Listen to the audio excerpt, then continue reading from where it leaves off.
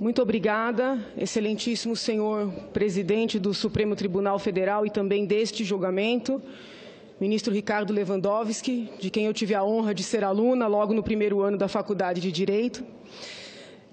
Cumprimento o presidente da Casa, cumprimento todos os senadores presentes, agradecendo esse período de convívio, os ensinamentos.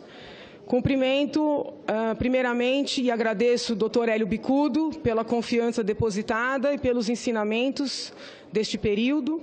Cumprimento meu sempre professor Miguel Reale Júnior, doutor João Berkman, doutor Eduardo Neme, que estão conosco, né, nessa jornada. Gostaria de recordar que, diferentemente do que foi dito aqui ontem, este processo é do povo.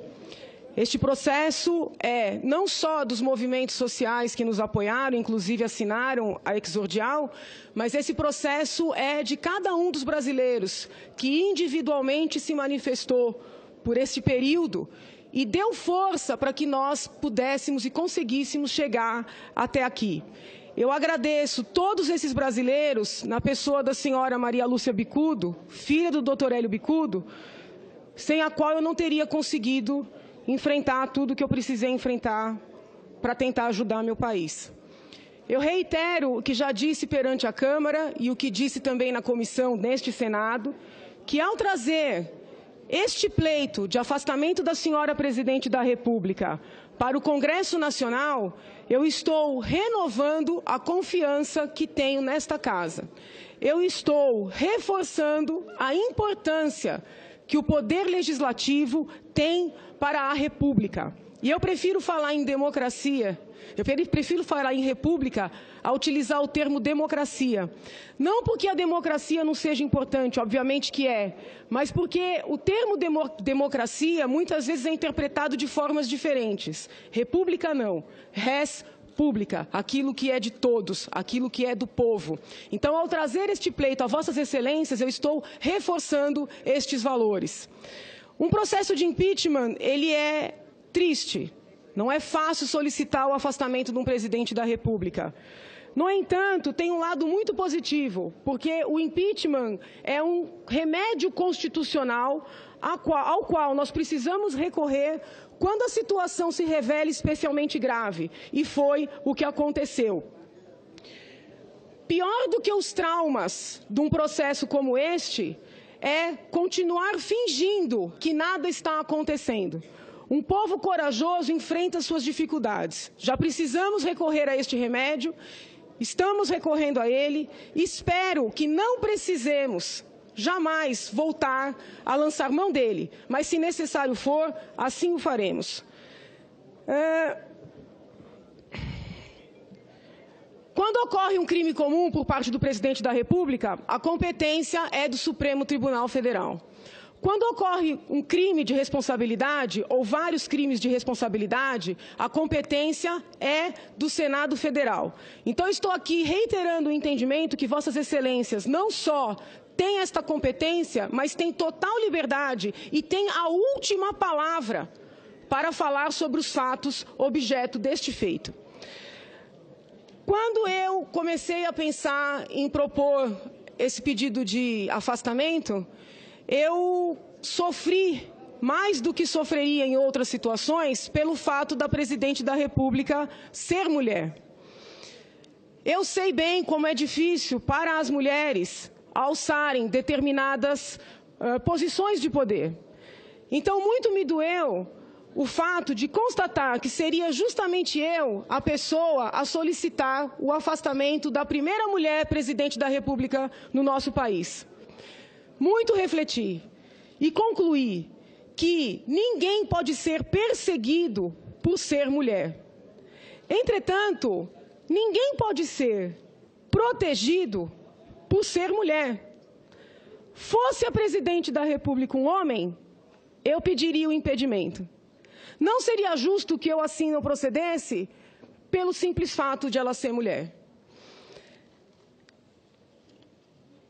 Quero recordar que, diferentemente do que foi dito aqui muitas vezes, esta acusação não sofreu, pelo menos da nossa parte, não sofreu mudanças.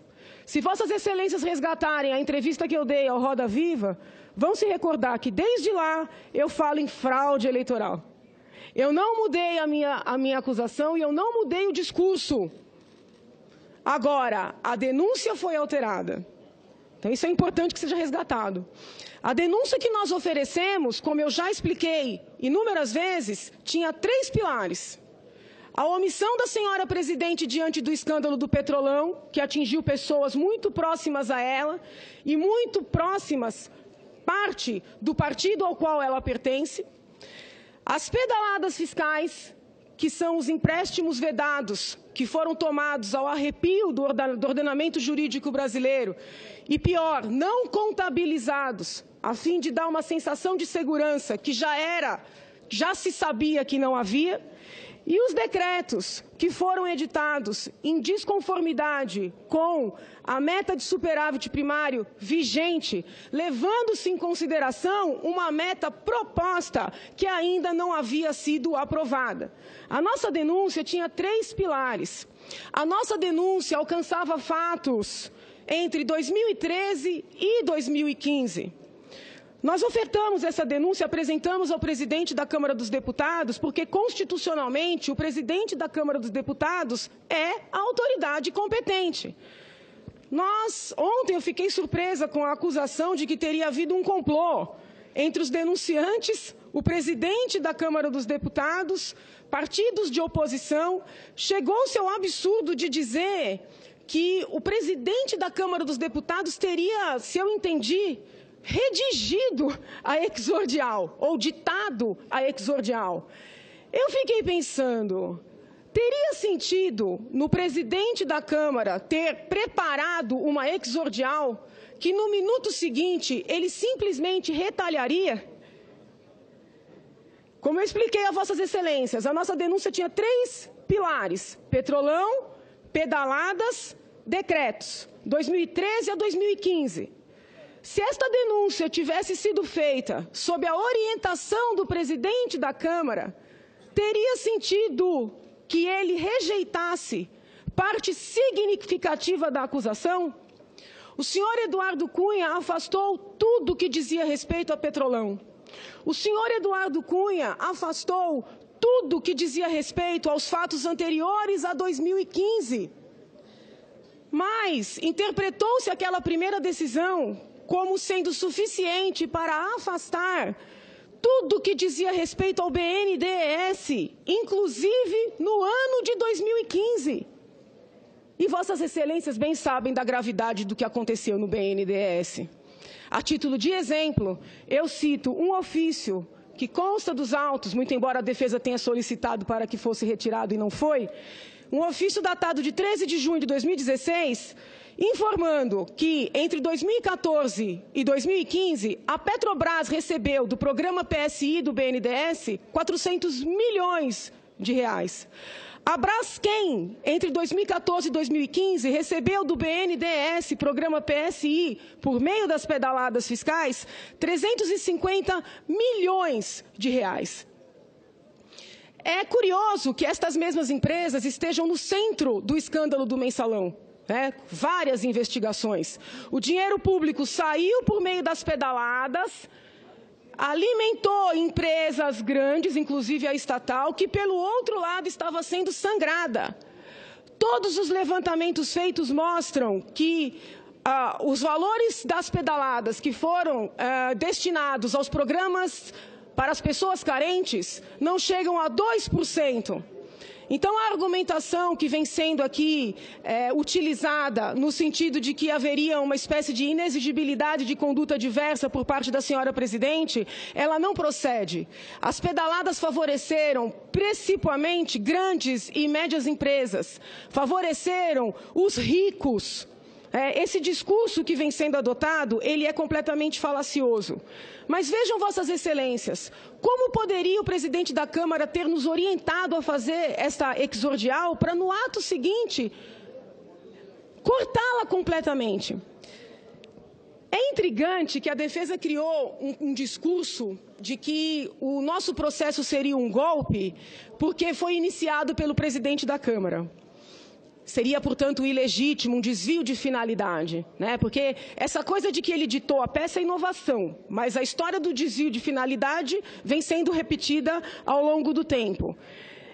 Por outro lado, não fosse a decisão do presidente da Câmara, a defesa não teria nenhum argumento a sustentar aqui perante Vossas Excelências. Porque, por um lado, eles entendem que o presidente da Câmara não tem legitimidade, né? Foi desvio de finalidade. Por outro, aquela decisão primeira, né, que para mim é uma decisão a título precário, já vou explicar por quê. Aquela decisão primeira, eles se apegam com unhas e dentes. É a decisão mais importante dos autos. Foi a decisão que deu o tom, que circunscreveu, né? Ora, ou bem o homem tem legitimidade, ou bem o homem não tem legitimidade. O que não dá para compreender é que a um só tempo o homem seja a expressão do golpe e o limite da legalidade, porque é isso que está acontecendo. Eu quero recordar a Vossas Excelências que o Supremo Tribunal Federal, no julgamento que decidiu qual seria o rito aqui, seguido para o nosso processo, o Supremo Tribunal Federal disse o seguinte, e eu vou utilizar as palavras da Corte, não estou com isso fazendo juízos de valor. Não é possível que a Câmara Baixa cerceie a Câmara Alta. Quando o Supremo disse isso, estava dizendo que a votação na Câmara não significava o recebimento da denúncia. Apenas o Senado poderia receber a denúncia, ou seja, a decisão do plenário da Câmara, 2/3, não vinculava o Senado Federal. Eu pergunto a Vossas Excelências, qual é a lógica de dizer que a primeira decisão de admissão do senhor presidente da Câmara vincula Vossas Excelências?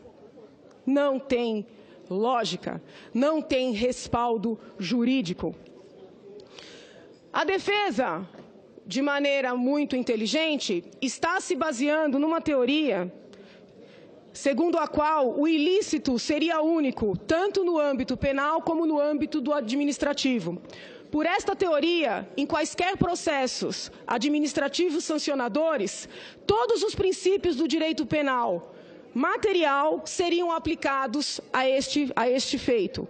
Também todos os princípios formais seriam aplicados. Se Vossas Excelências prestarem atenção, o tempo inteiro a defesa fala na tipicidade, né? Na tipicidade estrita, na circunscrição do julgamento, a denúncia, na verdade não a denúncia, porque a nossa denúncia foi muito ampla, mas aquela decisão precária do presidente da Câmara.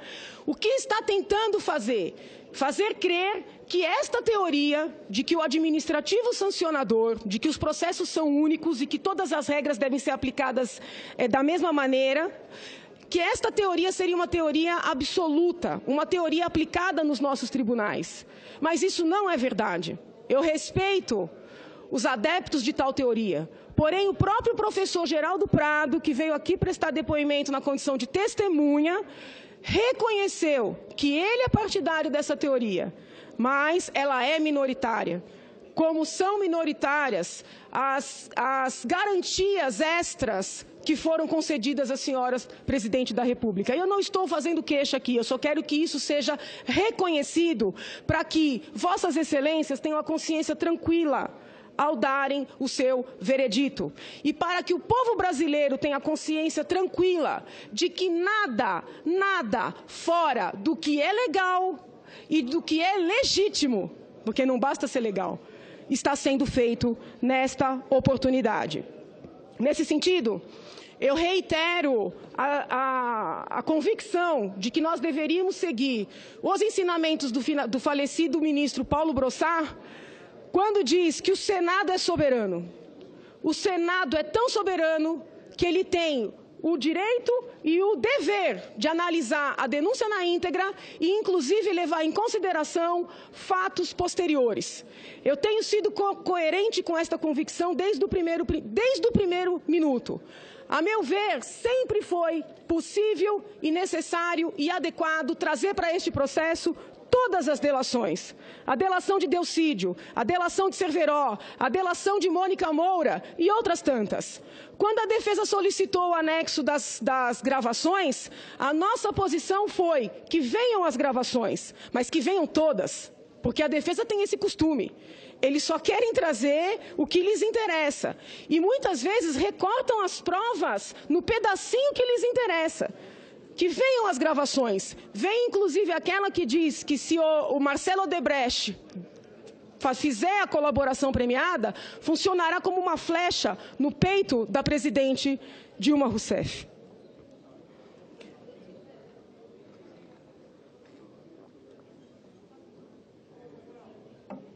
A nossa denúncia tratava até do envio de 50 bilhões de reais para países de transparência suspeita e de democracia suspeita, sem finalidade precisa e sob sigilo. Isso também foi afastado. Pois bem, pode o colega levantar e dizer, Janaína, isso tudo está fora do processo. Isso tudo pode estar fora do processo por uma decisão do deputado Eduardo Cunha, mas isso é a nossa realidade. E senadores da República não podem votar fora da nossa realidade. É necessário que o mundo saiba que nós não estamos tratando aqui de questões contábeis. Por isso eu perguntei para um dos professores, acho que o próprio professor Prado, professor, o que foi dito para os colegas professores estrangeiros, para eles se convencerem de que foi golpe? O que foi dito a eles? Foi dito que a presidente está sendo afastada com base em 3 decretos? Foi dito que ela está sendo afastada por causa de um probleminha de contabilidade? Se foi isso que foi dito, é razoável que eles estejam pensando que é um golpe. Ou foi dito que nós, povo brasileiro, fomos vítimas de uma fraude? Ou foi dito que nós, povo brasileiro, fomos enganados? Percebem? Eu não tenho como chegar aqui e me curvar às vontades totalitárias da defesa, né, que a todo momento tentam circunscrever a nossa fala, o nosso pensar, como partido que se diz dos trabalhadores, procurou fazer com cidadãos brasileiros, mas não conseguiu e não conseguirá. As questões que são apontadas aqui como questões contábeis, na verdade, constituem uma grande fraude. Esta grande fraude foi, de maneira muito preciosa, apontada pelo procurador Ivan Marques, procurador do Ministério Público Federal. Curiosamente, a defesa trouxe o parecer deste procurador e leu um único parágrafo. O parágrafo que diz que o procurador entendia que os empréstimos tomados, que as relações mantidas com os bancos públicos não constituiriam operação de crédito. Sem mostrar que o procurador falou claramente que ele estava trabalhando com a ideia da tipicidade penal, que é uma tipicidade diferenciada. É uma tipicidade que requer mais. A área penal, até por envolver a liberdade do ser humano, ela é mais garantista e é assim que tem que ser. A parte em que o procurador da República escreveu que houve fraude, que as pedaladas foram feitas com o fim de não mostrar na contabilidade do governo que o dinheiro dos bancos públicos estava sendo utilizado para que a população tivesse a sensação de que a nossa poupança era real, né, de que a poupança existia, esta parte eles não dizem, esta parte eles não leem. A parte em que o procurador da República escreveu, foi feito um falseamento. Eles criaram um prazo de 24 meses no BNDES e sequer cumprir esse prazo. Com relação ao Banco Safra, eles tiveram a desfaçatez de dizer que não havia prazo. O ex-ministro Nelson Barbosa esteve aqui quando eu perguntei a ele, ministro, nós estamos discutindo 5 dias, 30 dias, 15 dias, ministro, qual é o prazo para Vossa Excelência? O que foi que ele respondeu? O prazo não existe, depende da disponibilidade do Tesouro. Ué, se depende da disponibilidade do Tesouro é o seguinte, paga quando quiser. Eu pergunto, um banco privado se submeteria a isso? Foi demonstrado aqui que não. A bancada que defende a senhora presidente solicitou a reabertura dos trabalhos da comissão de impeachment aqui no Senado. Com que fundamento? Com o fundamento de que a oitiva do procurador Ivan Marques era essencial para a justiça da causa. Quando Vossas Excelências foram chamados a votar a pronúncia aqui no plenário, quantas questões de ordem foram levantadas para dizer que o procurador Ivan Marques teria que ser chamado? Quantas questões de ordem? Pois bem, Houve a pronúncia, nós apresentamos o libelo, abriu-se o prazo da contrariedade ao libelo. A defesa teve a oportunidade de arrolar 6 pessoas. Pergunto, onde estava o nome do procurador Ivan Marques?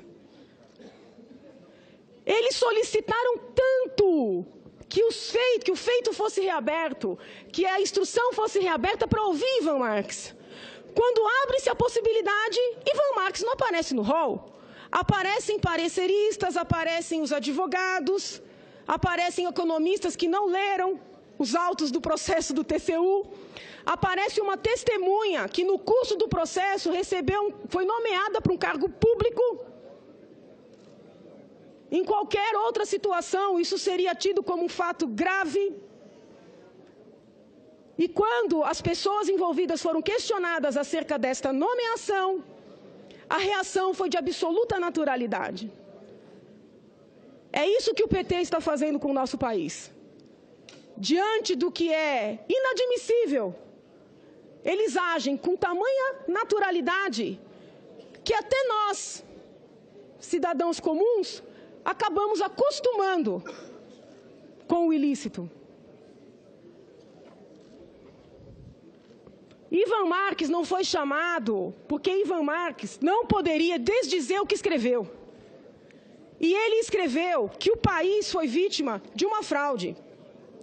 Ele escreveu que se está diante de improbidade administrativa.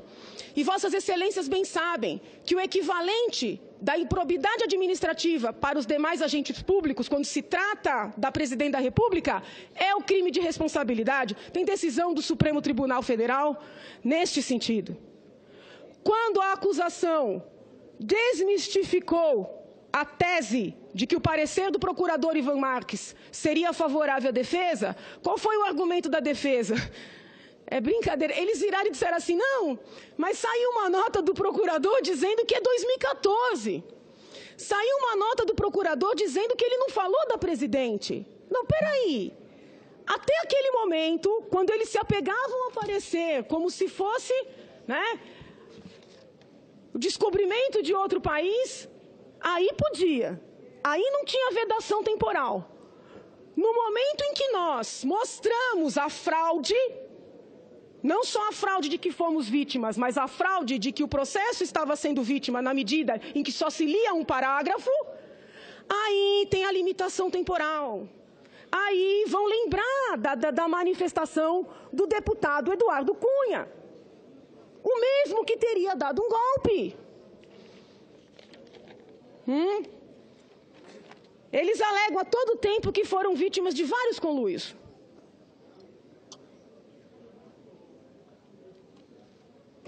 Conluio de Eduardo Cunha com os partidos de oposição, com os denunciantes. Depois surgiu um conluio do procurador do TCU com o auditor do TCU. Depois chegaram a sugerir que eu teria me encontrado com uma das testemunhas, sendo que eu não aceitei nem me hospedar no hotel que as testemunhas estavam hospedadas para não ter nenhum risco de passar no mesmo corredor. O único, eu acho que se tiver alguém fazendo algum tipo de composição neste processo, é Deus.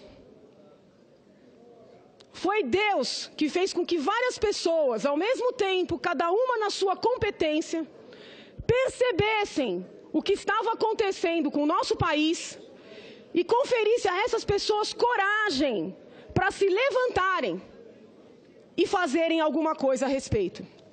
Eu vou conversar com Vossas Excelências um pouquinho sobre a Lei de Responsabilidade Fiscal. É claro que Vossas Excelências sabem, mas a população brasileira precisa saber, porque eu não quero que ninguém deste povo tenha isso de dúvida a respeito da legitimidade do que está acontecendo aqui. Eu quero o povo brasileiro com o coração tranquilo. Isso é importante para mim. Não adianta ganhar. Eu quero que o povo sinta que isso aqui é necessário. Pois bem, por que se criou a Lei de Responsabilidade Fiscal? E aqui eu faço um registro de justiça com relação à nossa assistente técnica, doutora Selene Pérez, que foi uma das mães, digamos assim, desta lei. Esta lei foi criada em virtude do que ocorreu na década de 90 com os bancos públicos em vários estados da federação. Muitos governadores de diversas legendas usavam os bancos públicos como se fossem próprios. Utilizavam o dinheiro dos bancos para pagar as próprias dívidas, quebrando os bancos, prejudicando os correntistas e, de certa forma, iludindo, porque se imaginava que havia uma quantidade de recursos, quando, na verdade, não havia. Vejam, senhores, como isso é importante. A lei de responsabilidade fiscal nasce por isso e para coibir esta situação. Quando poderíamos imaginar que 16 anos depois do advento da lei, o governo federal faria pior, por muito mais tempo e na casa dos bilhões. Quando poderíamos imaginar?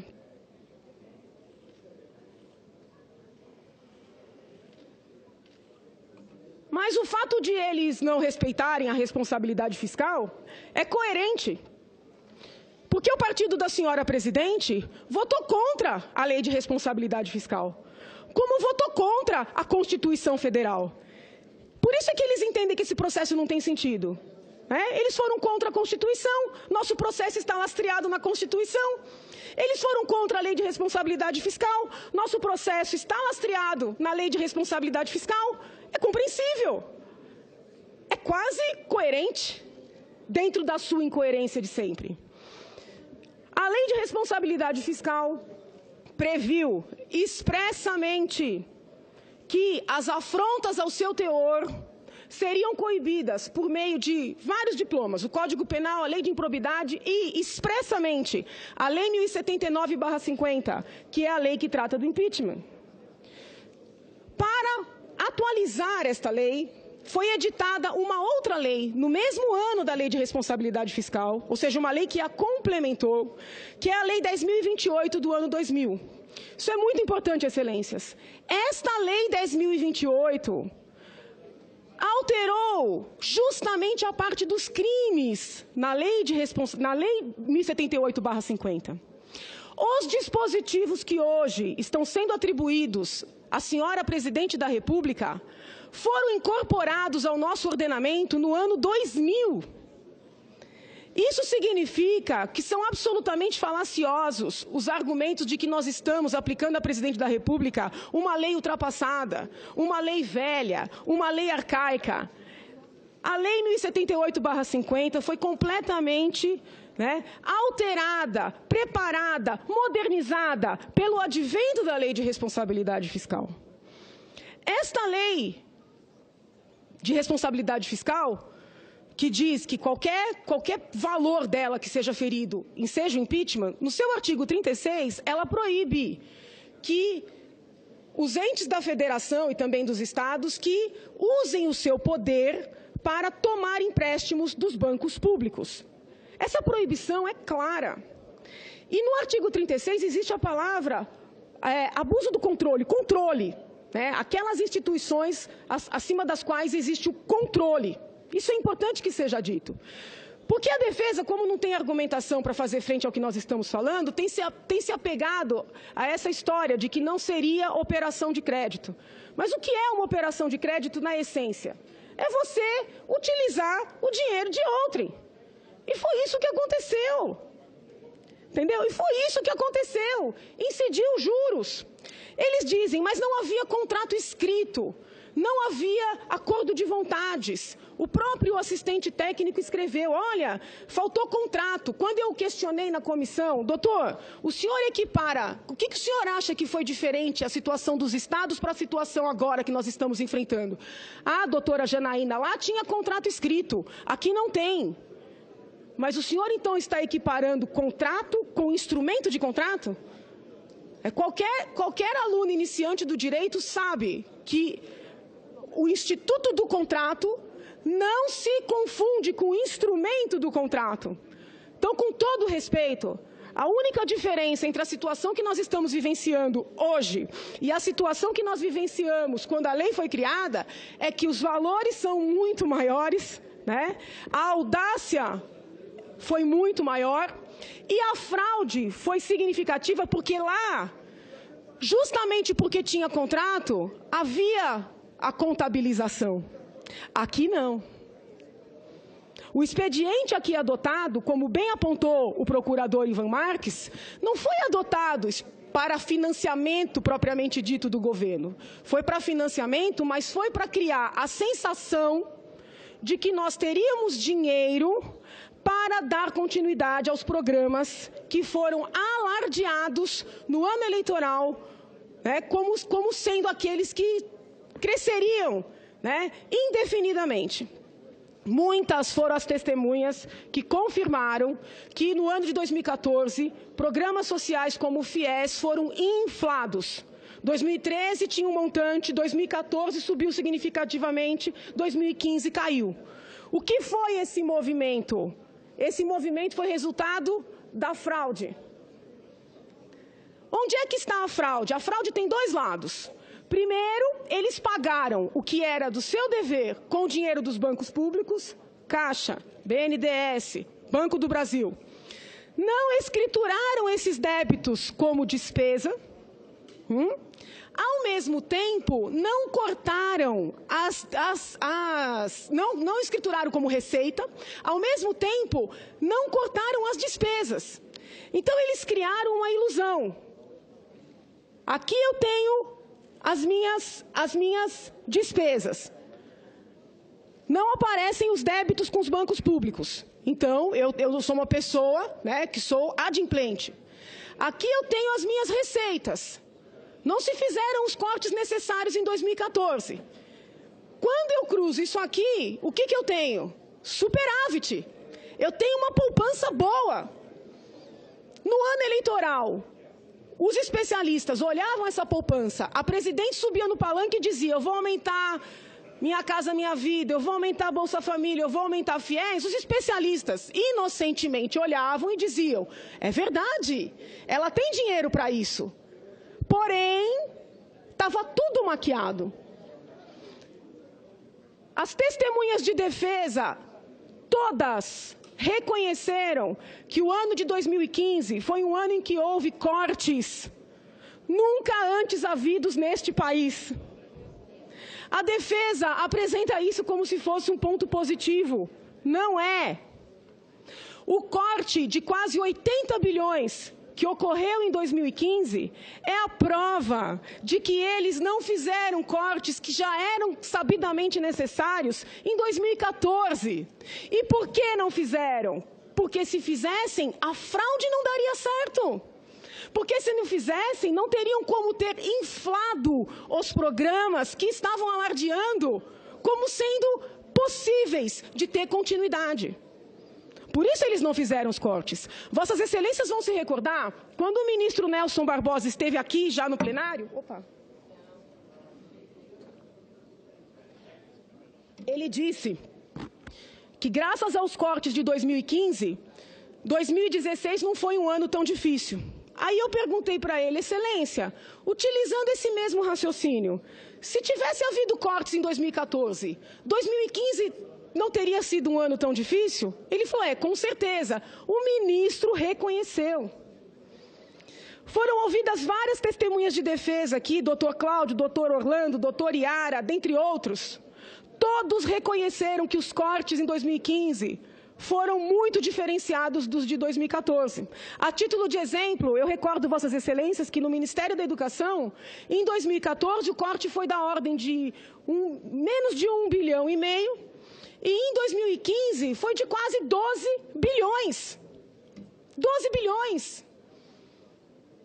As pessoas acreditaram que iam continuar no FIES, no ProUni, no Ciência Sem Fronteira, não só porque a presidente mentiu, mas porque os balanços mentiam, as estatísticas mentiam.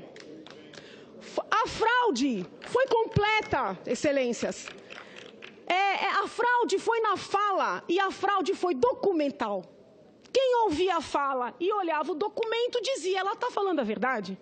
Eu pergunto a Vossas Excelências, isso é ou não é um estelionato eleitoral? Eu entendo que sim. Para Para fazer frente à ilação de que teria havido um conluio entre o procurador do Ministério Público de Contas e o auditor, eu gostaria de recordar que a própria testemunha do BC, se eu não me engano, o doutor Marcel, esteve aqui e relatou que toda essa fraude começou a ser desvencilhada quando, em uma auditoria convencional do BC, fizeram uma visita à Caixa Econômica Federal. Os próprios auditores do BC perceberam, excelências, que tinha alguma coisa estranha. Porque a Caixa contabilizava os créditos, mas o Tesouro e o Banco Central não. Quando eles começaram a analisar essa situação estranha, foi que foram constatar que isso não acontecia apenas na Caixa Econômica Federal, mas acontecia no BNDES, acontecia no Banco do Brasil, que é o objeto deste feito. Isso é importante que fique bem claro, porque senão parece assim, foi tudo no Tribunal de Contas, né? Então foi o conluio do Cunha, os denunciantes dentro do Tribunal de Contas, também o auditor do BC, está todo mundo, né? Ah, não, e aí também os movimentos sociais que vieram ontem aqui também estão, né, num conluio macabro, assim, todo mundo está contra, né? É o eterno discurso da perseguição. Isso é importante que seja dito, mas vamos além. Quando o Tribunal de Contas da União mandou que os débitos fossem contabilizados, possibilitando, inclusive, que fossem parcelados, eles decidiram pagar na íntegra. Eles apresentam esse argumento como se fosse favorável a eles, né? Mas não é, não. Eles decidiram pagar na íntegra porque não adiantava mais lançar a mão das pedaladas. Porque a preocupação deles era a maquiagem. Na medida em que o TCU falou contabilize, regularize, paga-se na íntegra. Para que vou continuar pagando juros? Né? Por quê? Paga-se na íntegra. Isso é muito importante que fique claro. E, excelências, não sou eu que estou dizendo isso, não. Isso está escrito no parecer do assistente técnico da Defesa. Página 85, se vossas excelências quiserem conferir. Tá? Uma nota técnica do Tesouro Nacional, citada pelo próprio assistente técnico da Defesa. Eles querem desmerecer as testemunhas que a acusação arrolou? E eu digo a vossas excelências, não foi só a acusação que arrolou testemunhas, o juízo também chamou. O juízo chamou o doutor Tiago Alves e o doutor Albernaz. Doutor Tiago Alves e doutor Albernaz foram categóricos no sentido de que os bancos públicos foram instrumentalizados, que no ano de 2015, essa instrumentalização chegou à casa de 58 bilhões, 15 bilhões apenas no Banco Safra. E eu gostaria de chamar a atenção para um fato que a Defesa sempre se esquece. Com relação às contas de 2015, quem fez o relatório não foi o doutor Júlio Marcelo, por quem eu nutro uma grande admiração. E agradeço o trabalho sério dele, porque sem o trabalho sério dele eu não teria feito o meu trabalho sério. Quem fez o relatório de 2015 foi o doutor Paulo Bugarim, procurador-geral do Tribunal de Contas. Estará ele também em conluio?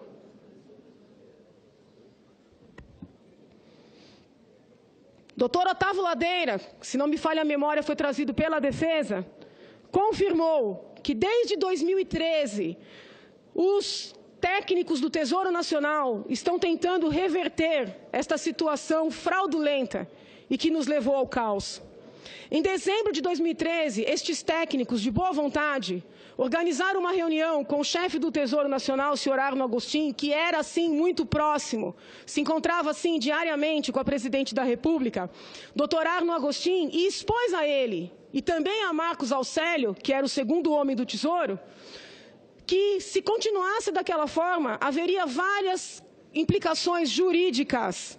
E não só haveria várias implicações jurídicas, nós seríamos rebaixados nas agências internacionais. Eles avisaram isso em dezembro de 2013.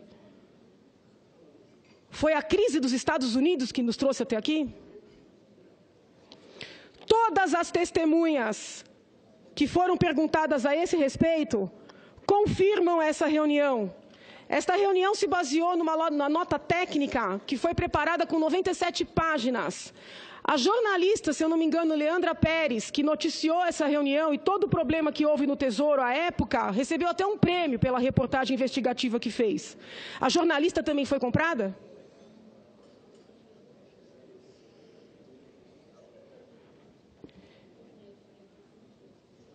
No que concerne aos decretos, eles insistem que a meta é anual. A meta de superávit primário é anual. Porém, a Lei de Responsabilidade Fiscal, no seu artigo 9º, em vários outros dispositivos, exige que o acompanhamento da meta seja feito bimestralmente.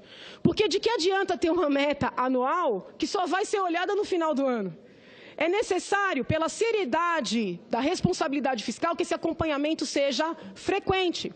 E o próprio ex-ministro Nelson Barbosa reconheceu que existe uma junta orçamentária formada pelo ministro da Fazenda, ministro do Planejamento e ministro da Casa Civil, que se encontram bimestralmente com a presidente da República para apresentar a ela a evolução do acompanhamento da meta.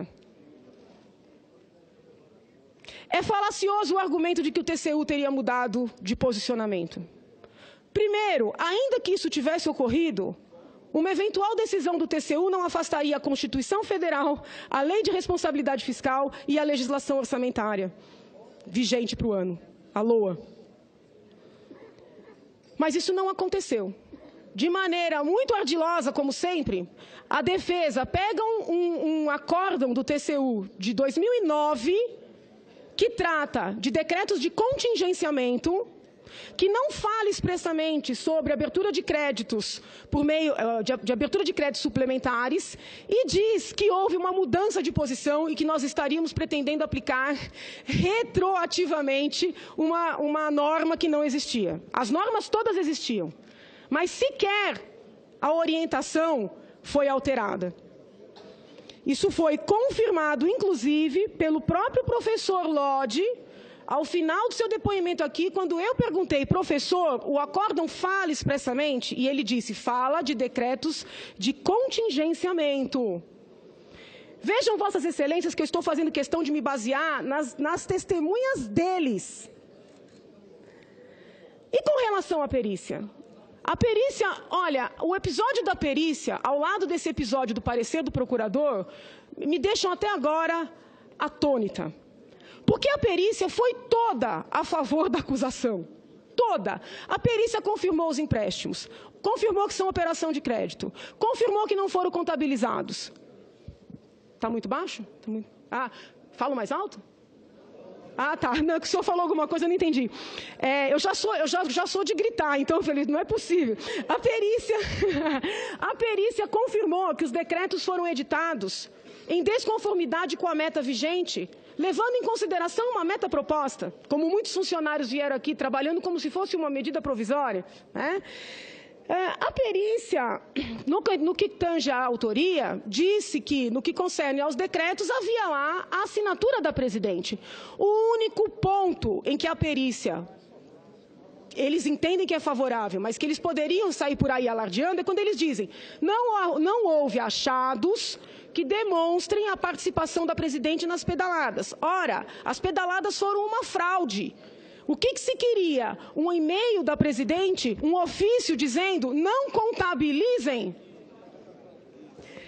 Não obstante a perícia tenha corroborado a acusação, o tempo inteiro eles sustentam que a perícia foi favorável a eles. Excelências, e eles mentem tão bem, eles são tão competentes no marketing, que a gente acredita. Até as pessoas que estão do meu lado falam, poxa, doutora, que pena que a perícia não foi favorável. E eu, às vezes, mostro um papel. Não, mas eles são tão convincentes. Né? Excelências, a prova de que a perícia foi favorável à acusação é muito simples. Nós não fizemos nenhum questionamento aos peritos. Eles fizeram 70.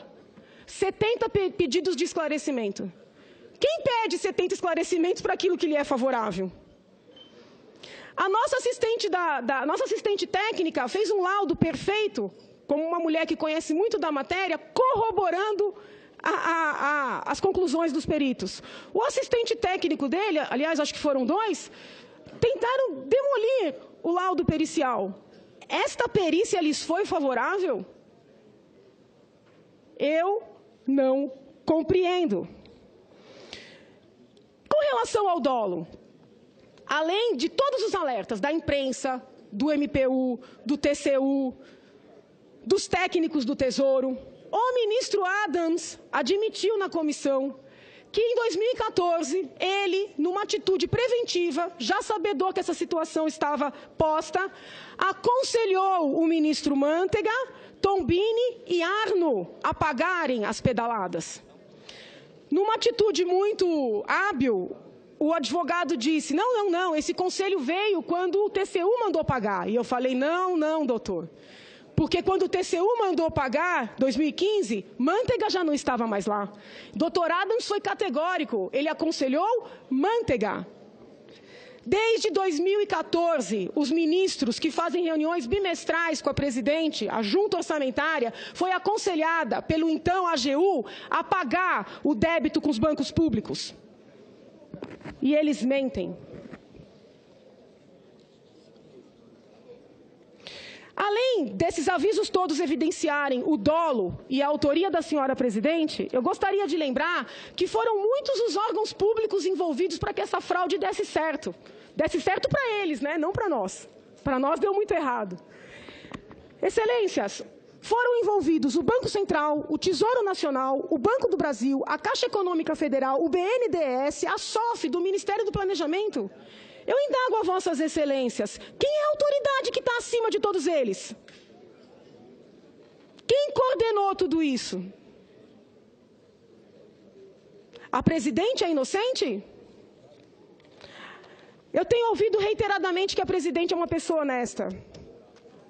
Eu louvo a educação da presidente ontem nesta casa, eu louvo o fato dela ter vindo a esta casa, entendo que foi respeito para com vossas excelências, muito embora tenha desrespeitado anteriormente, estamos aqui também por causa disso.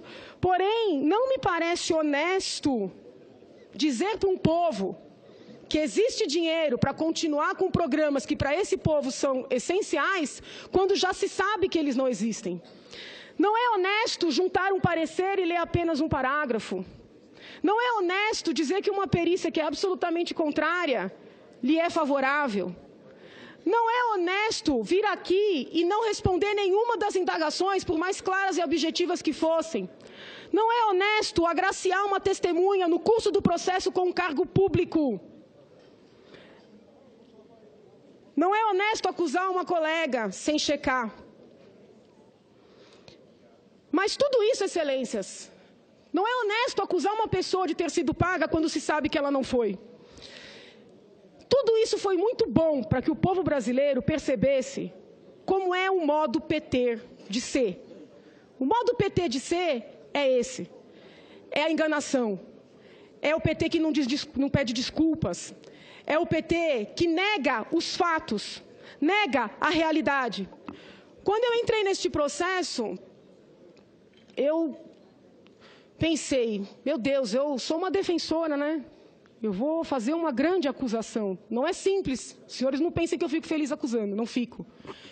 Porém, eu me coloco nesse processo como uma defensora do Brasil. Nós precisávamos fazer alguma coisa. Na semana passada, eu recuperei os autos do processo do ex-presidente Collor. E havia muitos diálogos no sentido de que estamos inaugurando uma nova era, agora o Brasil vai mudar. Gostaria de pedir a vossas excelências que tivessem em mente que eu sofri muito para chegar até aqui hoje.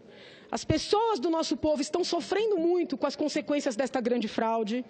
Acima do problema monetário, do problema em termos assim de desvios e corrupção, o que nós carecemos é de transparência. É significativo que a lei de responsabilidade fiscal trate da transparência. Nós precisamos de transparência fiscal, mas nós também precisamos de transparência humana. Nós não aguentamos mais a política do marketing. Nós queremos líderes que olhem nos nossos olhos. Então eu peço a vossas excelências, eu entrei nessa história sem ser chamada, porque eu entendi que era necessário para defender o meu país. Eu quero sair daqui e voltar para o anonimato, a tranquilidade do anonimato. Eu peço a Deus e a vossas excelências que compreendam a magnitude desse momento e o tanto que esse povo está precisando de seriedade e transparência. Eu digo a vossas excelências, e eu estou finalizando, que eu não quero precisar tomar uma medida como essa novamente. Mas se for necessário, eu tomo. Então, eu conto com Vossas Excelências para que nós possamos garantir um Brasil melhor, um Brasil mais limpo e mais translúcido para as nossas crianças. Muito embora eu esteja convicta de que eu estou certa e de que eu estou fazendo certo, mesmo quando eu estou certa, eu reconheço que as minhas atitudes podem gerar sofrimento para as pessoas. E mesmo estando certa, eu peço desculpas.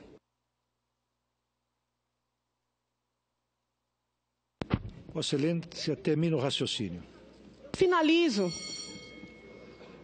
pedindo desculpas para a senhora Presidente da República, não por ter feito o que era devido, porque eu não podia me omitir diante de tudo isso. Eu peço desculpas porque eu sei que a situação que ela está vivendo não é fácil. Eu peço desculpas porque eu sei que, muito embora esse não fosse meu objetivo, eu lhe causei sofrimento. E eu peço que ela